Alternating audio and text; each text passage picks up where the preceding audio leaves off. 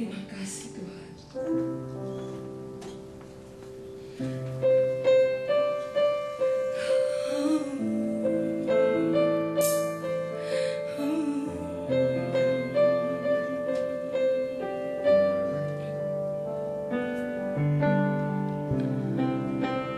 Saya percaya bahwa Dia berjanji tidak pernah meninggalkan kita, tidak pernah melupakan kita sampai kapanpun.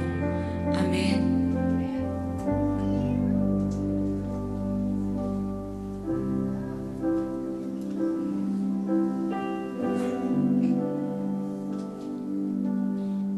Saat ku dalam kesesakan, yang ku harap hanya Kau Tuhan. Saat badai hidup menerpa, masih ada Tuhan bagiku. Saat semua jalan tertutup, tiada yang sanggup menolong. Saat air mata tercurah, masih ada Tuhan bagiku. Penolong ku hanyalah dirimu, penghibur ku hanya Engkau Bapakku, selalu menyertai hidupku. Kau Bapakku yang setia.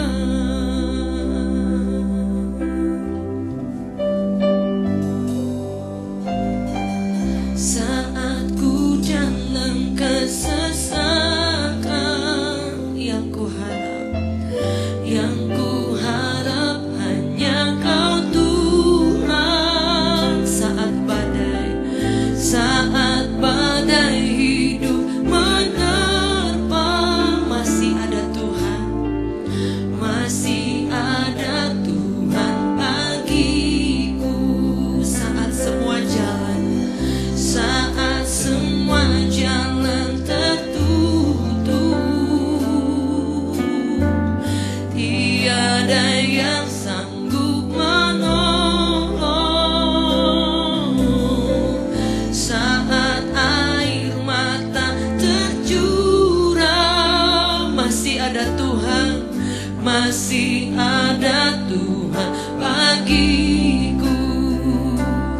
Penolong ku hanyalah dirimu, penghibur ku hanya Engkau Bapakku, selalu menyertai hidupku. Kau Bapakku yang setia.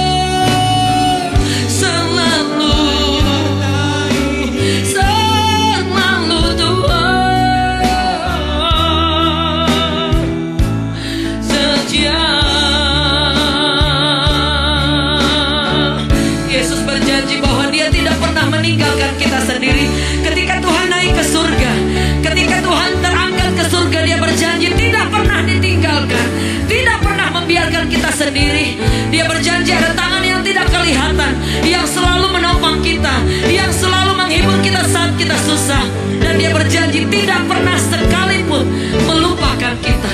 Ada Bapa di surga yang setia hingga hari ini. Yesus namanya.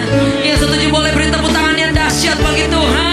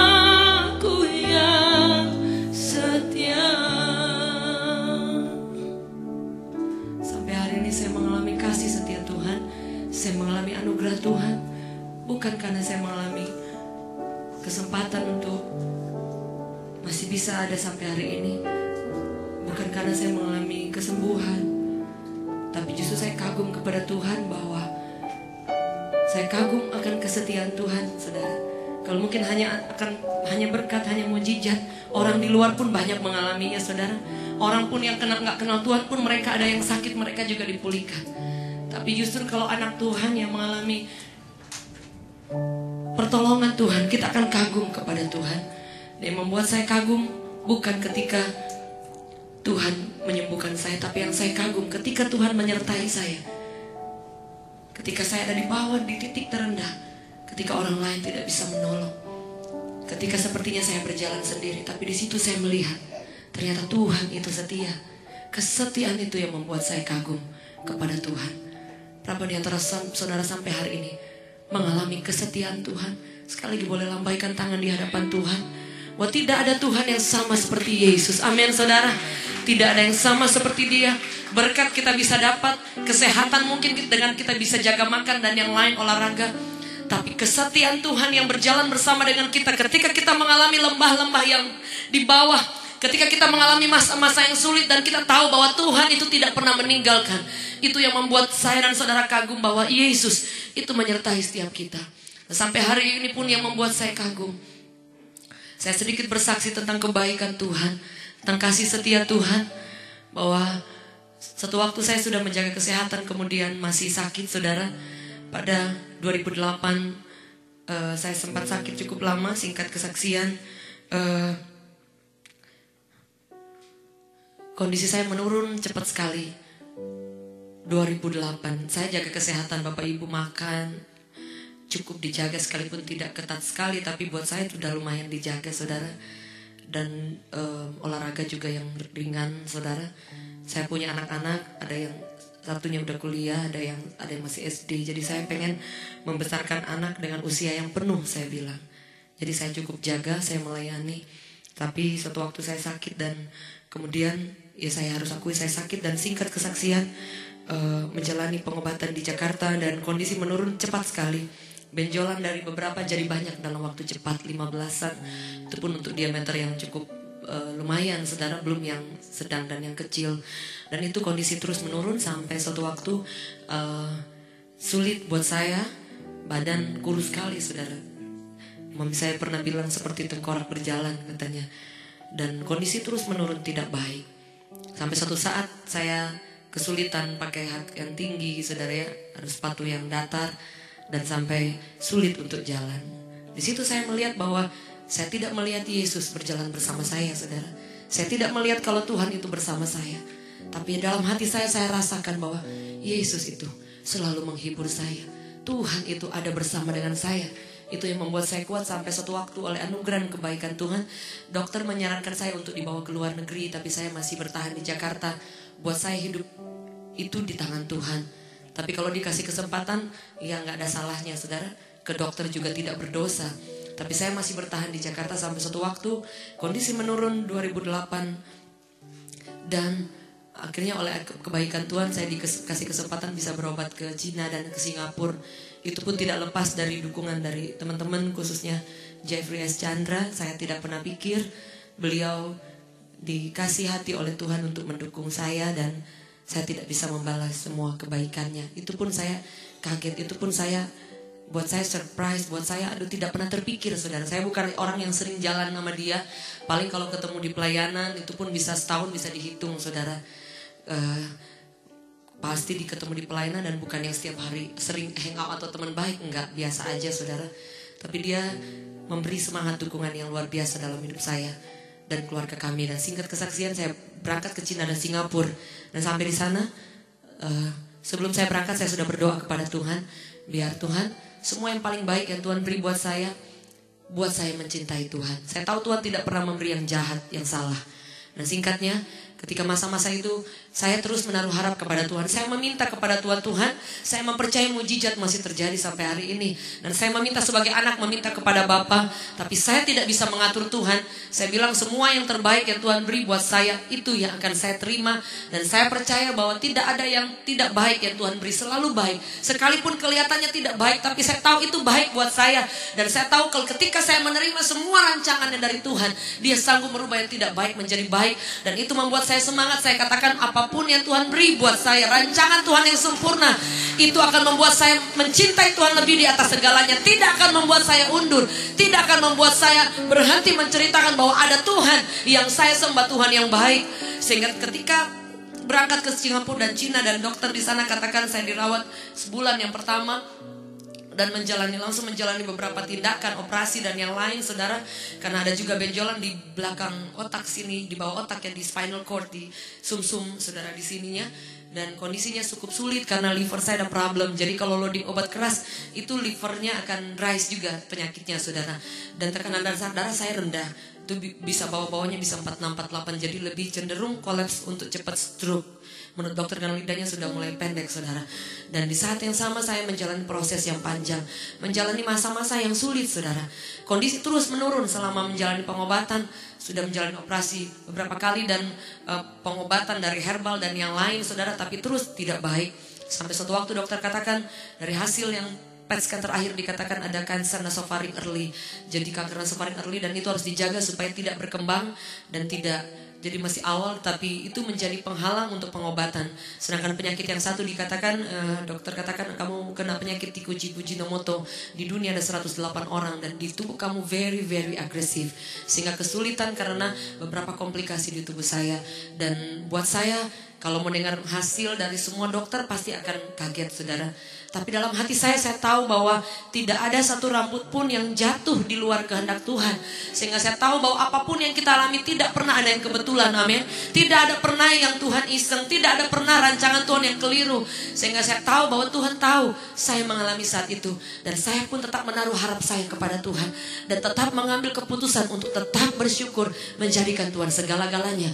Jujur di saat-saat yang sama kalau saya masuk di tempat perawatan, di kamar mandi saya nangis. Tapi saya katakan, Tuhan, saya akan tetap mencintai Engkau. Itu doa saya dan keputusan yang saya ambil. Dan ketika proses terus berjalan, yang cukup sulit karena saya dikatakan menyerang ke otak Bapak Ibu. Jadi sakitnya menyerang ke nerve system, dan saya kesulitan untuk kesadarannya, kognitifnya suka problem.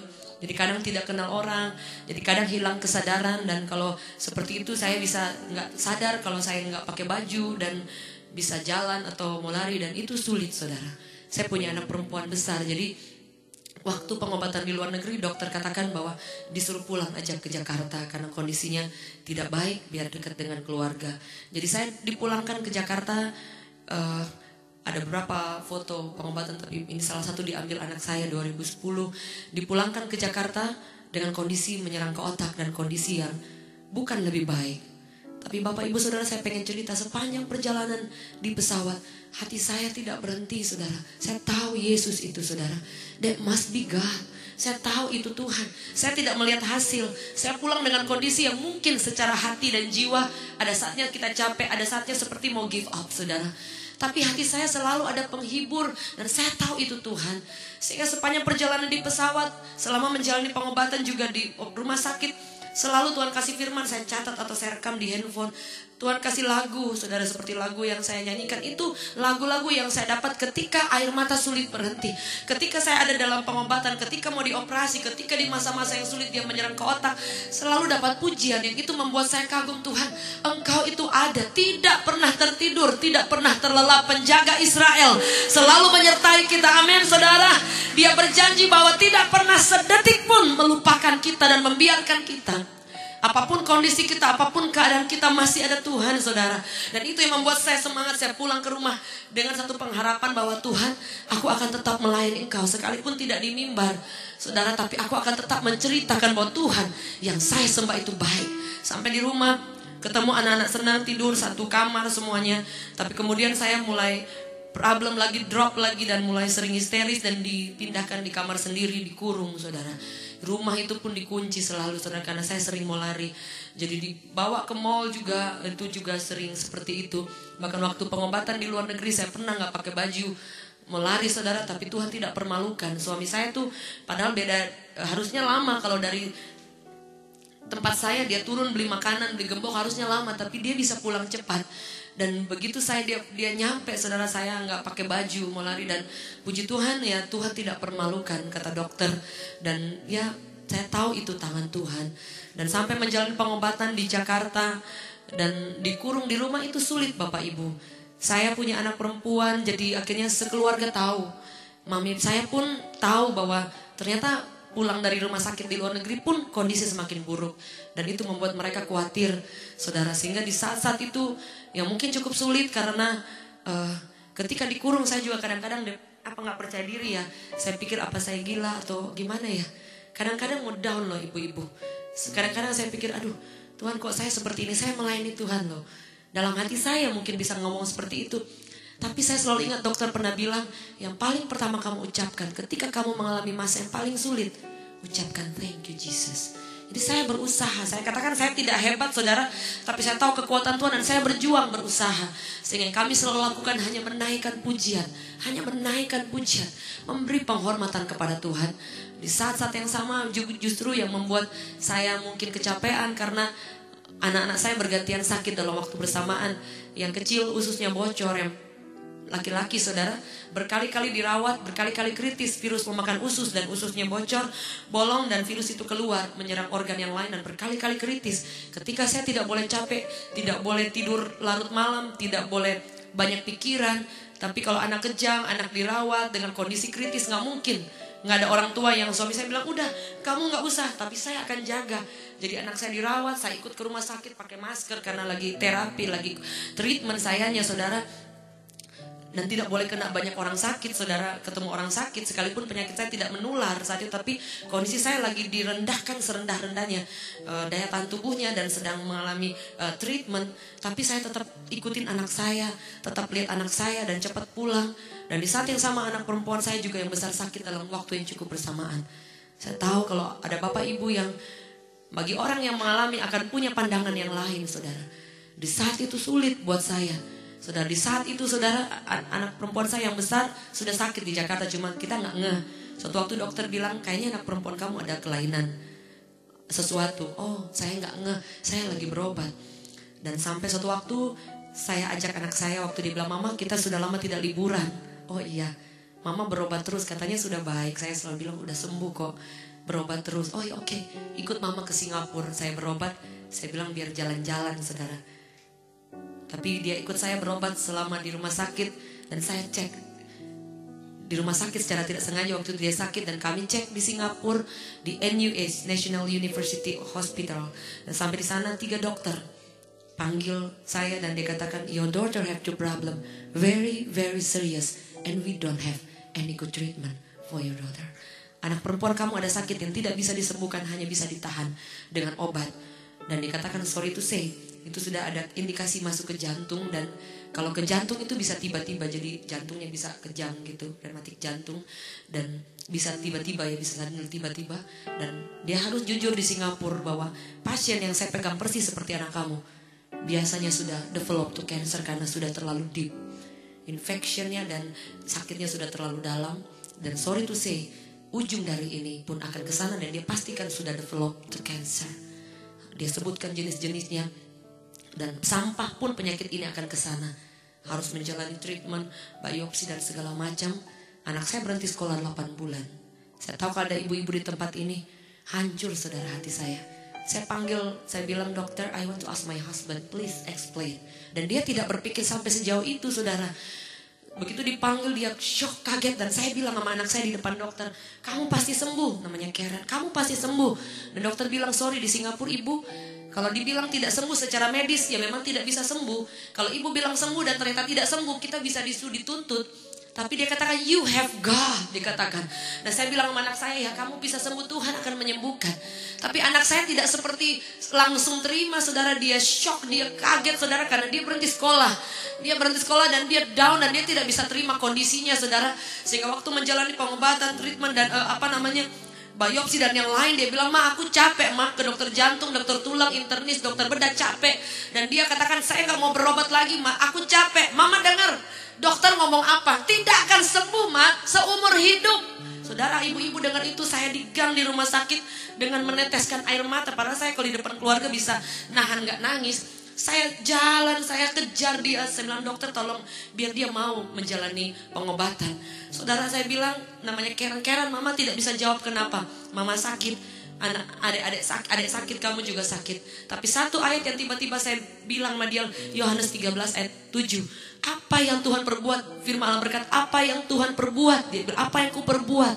Mungkin engkau tidak mengerti sekarang, tapi kelak one day dikatakan kamu akan mengerti. Niscaya kamu akan mengerti. Saya bilang, terima dulu segala sesuatu. Kamu harus tahu bahwa Tuhan yang kita sembah itu Tuhan yang sangat baik, tidak pernah keliru. Saya bilang, terima semua yang tidak baik dan dia sanggup merubah menjadi baik. Dan saya bilang sama dia, tapi tidak serta-merta langsung dia terima saudara. Dia pulang ke Jakarta, dia berhenti sekolah, dia give up, dia down saudara. Karena di saat yang sama anak saya tuh merasa sendiri ya saudara ya. Di saat yang sama dia sulit sekali saudara. Dia tidak terima cukup lama. Di saat yang sama teman-temannya dia ada yang meninggalkan. Kadang-kadang ada teman-teman yang ngegeng gitu saudara ya. Kemudian anak hamba Tuhan kadang-kadang diajar untuk sabar. Dia ngalah-ngalah, dibully, seperti itulah, ditekan. Jadi di saat dia sakit, teman-teman gak tahu kalau dia sakit. Di saat yang sama ditinggal, dibully di Facebook, ditulis, wah anjing lu, kambing lu, apalah, dijelek-jelekan saudara. Itu masa-masa yang sulit saya lihat anak saya untuk fight saudara. Dia sampai kalau nangis histeris, gak terima dia sakit, gak terima dia ngalamin sendiri. Wah kamu gak sekolah, seperti itu saudara. Di saat itu saudara, suatu waktu dia pernah histeris dan dia bilang, mah boleh gak aku bunuh teman aku mah, boleh gak? Itu sulit saudara. Kami suami istri bisa melayani orang untuk konseling, tapi di saat yang sama kami tidak bisa melayani anak saya, tidak bisa memberi semangat. Saya cari siapa yang bagian psikiater atau apalah yang bisa memberi semangat. Itu tidak mudah. Saya ingat itu Idul Fitri 2010 apa 2009, saya lupa ingat saudara. Tapi saya ingat Idul Fitri, anak saya tuh histeris dan dia gak bisa terima saudara. Dia rasa sendiri, down, minder. Tapi saudara tahu gak Bapak Ibu, yang kami lakukan setiap saat saya berlutut saudara. Setiap hari saya berlutut, saya bilang, Tuhan, saya kagum kalau anak Tuhan suatu waktu saudara, dan waktu Tuhan pasti sukses, pasti diberkati, akan diangkat naik, tidak pernah turun. Tapi saya bilang satu kebanggaan saya, kalau anak-anak saya cinta Tuhan, mengalami Tuhan, mencintai Engkau di atas segala-galanya. Itu doa saya ucapkan terus. Anak saya dia mengalami perjumpaan yang dahsyat dengan Yesus. Tidak langsung terjadi saudara. Tapi tahu gak saudara, suatu waktu anak saya mengambil keputusan, ma, aku mau mencintai itu, aku mau melayani Tuhan, ma. Wah, itu tidak pernah sejarah dalam sepanjang anak saya saudara. Dia mau berkata seperti itu dan dia katakan bukan untuk disembuhkan. Dia mau melayani Tuhan bukan untuk disembuhkan. Bapak Ibu, anak saya melayani Tuhan lebih dari orang yang sehat. Dia kalau melayani Tuhan ibadah 1 minggu itu, hari Minggu itu bisa 5 kali misalnya. Dia bisa melayani, entah mau yang kecil, saya bilang melayani, gak usah mesti yang gede-gede, yang kecil pun kamu layani buat Tuhan. Waduh, apa aja saudara, dia mau bantu atur kursi, sekolah minggu dan yang lain. Itu kalau hari Minggu 5 kali kebaktian, dia pelayanan sampai capek saudara. Dan doa pagi saudara, itu kalau sana doa fajar ya. Jadi pagi jam 3 dia sudah minta dibangunkan. Padahal dalam kondisi tidak boleh capek, tidak boleh stres, tidak boleh kurang tidur. Jam 3 subuh dia bangun, dia pergi doa. Dia bilang, "Ma, jangan halangi aku." Kalau di Jakarta tidak bisa ada yang nganter, karena kami di luar kota atau saya lagi berobat. Dia bisa naik ojek saudara. Buat kami perempuan khawatir ya. Dia pergi, "Mah, jangan halangi." Tahu gak saudara, Tuhan itu Tuhan yang sangat dahsyat. 2012 saudara, saya mengalami kebaikan Tuhan yang luar biasa. Anak saya lihat dia melayani sampai capek, sampai sakit, sampai drop lagi dan lebih kurang baik dari sebelumnya. Tahu gak saudara, waktu saya bilang kita akan ke Singapura, saya telepon dokter di Singapura, dan ada teman juga yang punya dokter keluarga, dan pernah kami cek juga dengan hasil yang sama, dan kami pindahkan semua hasilnya ke rumah sakit NUH, dan kami appointment lagi untuk pergi. Secara hati saya down, secara hati saya, aduh Tuhan, dia kan melayani Tuhan, tapi kenapa tambah tidak baik? Tahu nggak, sebelum kami berangkat, kami cek ke Siloam, itu pun secara tidak direncanakan. Begitu dicek, saudara tahu semua hasil yang di Singapura dikatakan positif. Kemarin 2012 awal, saya ingat persis dinyatakan negatif 90%, dan saya tahu 100% saudara negatif. Tuhan kita dahsyat, amin. Yesus kita hebat, tidak pernah terlambat, tidak pernah terlalu cepat. Orang yang berjalan maju dan tetap setia, mencintai Tuhan, melayani Tuhan, memberi waktu, memberi apa yang kita bisa lakukan, hati kita. Di tengah kesibukan tingkat tinggi, di tengah semua kelelahan, di tengah masalah kita, jadikan Yesus bukan hanya pembuat mujizat, tapi jadikan Yesus segala-galanya. Dan saya melihat dengan mata kepala sendiri, anak saya dipulihkan. Dia bisa kuliah lagi, sempat berhenti karena kecapean lagi saudara, dan dengan kondisi yang pulih saudara, sehat saudara. Dan saya melihat tangan Tuhan yang tidak kelihatan yang selalu menopang. Di saat yang sama saudara, Tuhan yang kita sembah itu juga sanggup menyertai kita, amin. Hari ini saya percaya bukan hanya saya, tapi setiap kita juga pasti mengalami pertolongan Tuhan. Tuhan tidak pernah pilih kasih. Saudara, selama saya berobat di Singapura dan Cina, tidak berhenti. Saya mungkin tidak melayani di mimbar bersama suami, tapi kami melayani, mendoakan orang sakit. Padahal kondisi saya masih kurang baik saudara, tapi kami tetap terus melayani, tetap terus. Ada orang sakit, saya gak bisa jalan, saya doain saudara, saya beri semangat. Ada orang lewat telepon buat saya melayani itu di mana saja saudara. Saya tetap saudara melayani, tidak berhenti. Saya secara fisik mungkin tidak bisa melayani seperti ini, tapi hati saya tidak berhenti. Suami saya doain orang, ceritakan. Padahal saya punya alasan untuk saya berhenti melayani saudara. Saya punya alasan untuk saya kecewa dengan Tuhan. Karena di saat yang sama saya katakan anak saya bergantian sakit. Bahkan mami saya, kalau saya ke Singapura atau ke berobat, itu jaga anak-anak. Papi saya sudah meninggal saudara, jadi mami saya jaga anak-anak. Dan di saat saya lagi berobat pun mami saya 590 gulanya dan kena stroke saudara. Itu sulit saudara. Jadi kalau saya mau jadikan Tuhan hanya pembuat mujizat, ketika saya belum sembuh, saya belum pulih, bahkan kondisi silih berganti, itu air mata saudara baru basah, baru kering, basah lagi. Itu seperti hati saya dipermainkan. Tapi saya tahu bahwa Tuhan, Engkau dahsyat. Saya ingat waktu anak saya yang kecil keluar dari rumah sakit, begitu senang saya saudara, tapi saya harus berangkat karena kecapean. Tapi mami saya kena stroke saudara, dan saya berangkat ke Jakarta, ke Singapura dengan kondisi hati yang hancur. Hati saya tuh, Tuhan, kalau saya mungkin saya bilang itu anak saya belum sembuh, dua-duanya saudara ya. Dan mami saya, dan di saat yang sama suami saya tahu persis, itu pembantu yang bisa jaga anak-anak pun pulang saudara. Itu masa-masa yang sekali lagi saya bilang, Tuhan, kalau saya mungkin orang gak kenal Tuhan, sudah lama saya gila, sudah gak kuat. Tapi satu yang saya ingat, Tuhan, terima kasih, thank you Lord, Kau lebih di atas segala-galanya. Saya berangkat ke Singapura jujur dengan air mata yang bercucuran. Sepanjang di Singapura saudara, gak berhenti air mata bercucuran. Saya bilang, iblis sudah bilang, udah kamu minum obat tidur aja yang banyak. Karena kan saya gak bisa tidur, jadi selalu dikasih obat tidur. Dan udah kamu lompat dari itu kan, kadang saya irit biaya, jadi saya naik MRT, udah lompat biar selesai. Wah, saya bilang enggak, saya tetap akan semangat, saya akan tetap menjadikan Yesus segalanya. Tuhan itu Tuhan yang dahsyat. Kalau mau dibilang give up saudara, ada saatnya hampir give up, tapi Tuhan kita setia, amin saudara. Suatu waktu saya pengen cerita, selama saya sakit suami saya tahu persis, ada saudara-saudara teman-teman juga yang tahu bahwa saya tetap semangat saudara. Tapi suatu waktu saya pengen cerita, ada saatnya saya hampir give up, lebih karena omongan orang. Saya berusaha untuk simpan, saya sakit hanya teman dekat, hanya orang dekat saudara yang tahu. Tapi dari teman-teman banyak yang tahu dan mungkin cerita saudara ya. Jadi banyak orang tahu Dan puji Tuhan banyak memberi dukungan lewat telepon, SMS, dan yang lain. Tapi pasti juga ada orang yang mungkin berpandangan yang lain. Dan itu yang membuat saya hampir down. Bukan hampir down, benar-benar down. Suatu waktu teman-teman mendukung lewat, salah satunya Jeffrey Chandra mendukung lewat CD-nya. Dan itu pun, aduh buat kami tuh Tuhan begitu setia ya. Tapi di pihak lain saya tidak bisa menghalangi orang lain di luar punya pandangan yang lain. Suatu waktu ada orang yang SMS, telepon, saudara ya. Padahal saudara saya udah, supaya jangan banyak orang tahu. Banyak orang tahu, udah ada yang telepon. Wah ini mah numpang ngetop lewat sakit. Oh gitu ya. Waduh kalau baca SMS itu hancur saudara hati. Ada yang bilang, wah ini mah satu keluarga dapat kutukan, bertobat dong. Oh iya ya. Ada yang bilang, wah ini mah udah hidupnya mungkin seperti Mesir, mungkin sudah jadi penyanyi, sombong. Oh iya ya. Lama-lama luka loh saudara. Ada yang bilang, wah ini mah cari kesempatan dalam kesempitan. Saya tidak tahu siapa juga saudara. Itu tidak mudah saudara. Padahal ternyata banyak orang yang mendukung. Tapi ada kadang-kadang orang yang berpandangan lain.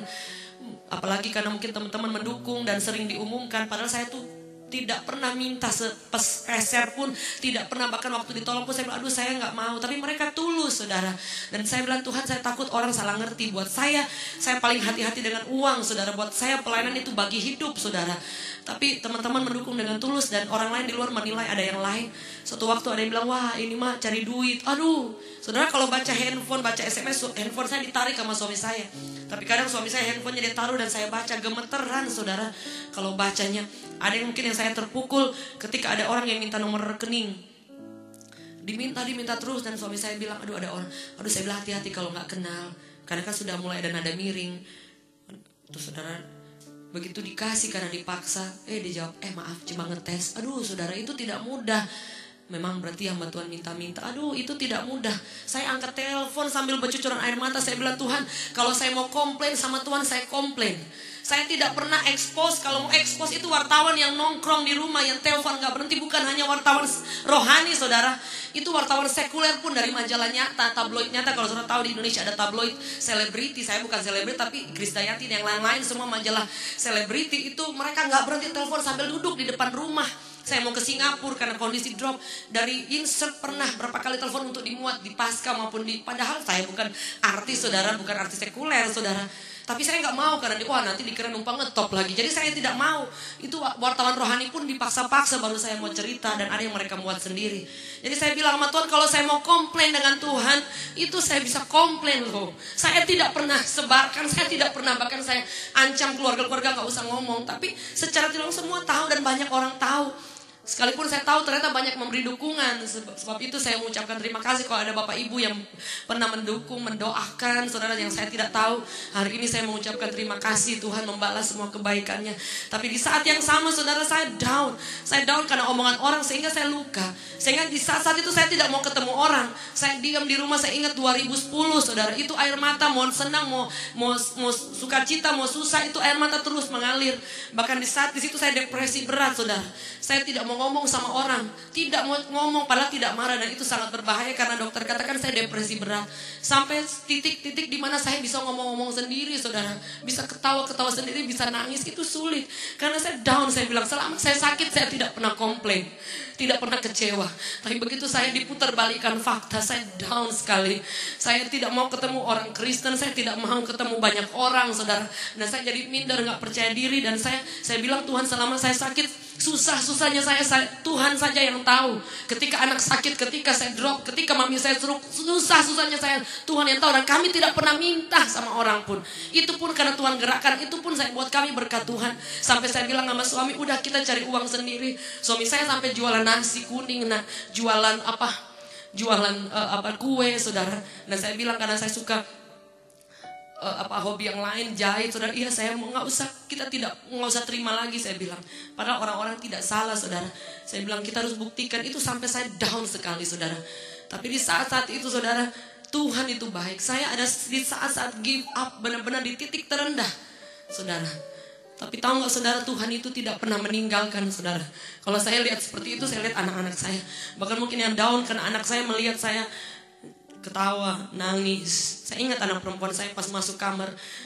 Itu saya tidak bisa mengendalikan diri saudara. Dokter katakan itu sudah berbahaya karena sudah di depresi berat. Sedikit lagi bisa bisa parah ya saudara.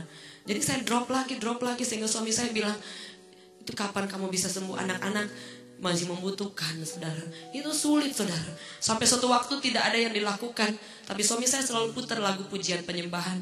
Dan saya ingat ketika diajak doa pun saya nggak marah, cuman oke, saya doa. Kalau ada orang mau datang mendoakan saya bilang, mau tanya sama dia, mau minta nomor rekening nggak? Wah, itu tidak mudah saudara, luka saudara. Sampai suatu waktu saya dengar ada pujian yang diputar, bahwa Tuhan, Engkau Bapa yang baik, seperti ini. Kaulah Bapakku yang baik, tak pernah rancangan yang buruk bagiku. Kaulah Bapakku yang baik. Dikatakan seperti, wah, nggak berhenti saya nangis saudara, nggak berhenti. Di situ saya bilang, Tuhan tidak pernah merancangkan yang buruk, tapi saya ada di titik-titik mau give up. Ada saya di titik-titik kayak kalau mau balas sih pengen balas. Kalau sakit hati, luka itu dalam, saya tidak terima. Tapi di situ saya rendahkan hati, saya bilang nggak apa-apa. Kalau saya direndahkan, keluarga kami direndahkan, ada yang hina, ada yang apa, nggak apa-apa. Saya bilang, saya mau lepaskan pengampunan, saya mau lepaskan berkat Tuhan. Mungkin mereka maksudnya baik, tapi cara penyampaiannya mungkin kurang berhikmat. Tapi saya lepaskan berkat Tuhan. Hari itu saya lepaskan pengampunan, saya lepaskan berkat Tuhan. Dan saya melihat step by step pemulihan mulai terjadi dalam hidup saya saudara. Saya mulai semangat, saya mulai berani ketemu orang, saya mulai berani mau berdiri di depan untuk. Dan itu tidak mudah saudara. Awal-awalnya saya ketemu orang, saya suka lari saudara. Tapi di saat-saat itu saya memberi semangat diri saya sendiri. Saya harus kuat, saya harus kuat, saya harus berjuang untuk anak-anak. Saya harus berjuang, saya harus semangat. Saya bilang, dokter pernah bilang sama saya, dia bilang, ingat Jacqueline, kalau pendeta mati 4 bulan langsung ada ganti. Tapi kalau ibu mati, ayah mati, tidak akan tergantikan. So you have fight. Kamu harus semangat, kamu harus berjuang untuk anak-anak kamu. Supaya umur penuh, supaya diberi kesempatan. Kamu harus semangat, harus sehat. Karena hati yang gembira itu adalah obat. Dan sehari itu saya mengambil keputusan untuk menjadikan Tuhan segala-galanya. Ketika saya melakukan bagian saya, berjalan maju sekalipun dengan mencucurkan air mata, tidak mudah saudara. Di situ saya melihat tangan Tuhan yang dahsyat. Di situ saya melihat pemulihan demi pemulihan. Dan yang membuat saya kagum saudara, teman-teman membuatkan album buat saya saudara. Album pertama, kedua itu dibuatkan oleh teman-teman buat saya saudara. Saya 10 tahun, 8 sampai 10 tahun selesai kontrak Maranatha, dan saya tidak perpanjang recording company di Jakarta karena saya sakit. Tapi ternyata lagu yang saya dapat selama saya sakit dibuatkan album oleh teman-teman. Sekalipun itu cuma kalangan sendiri, jadi cuma buat orang sakit, orang yang ada masalah.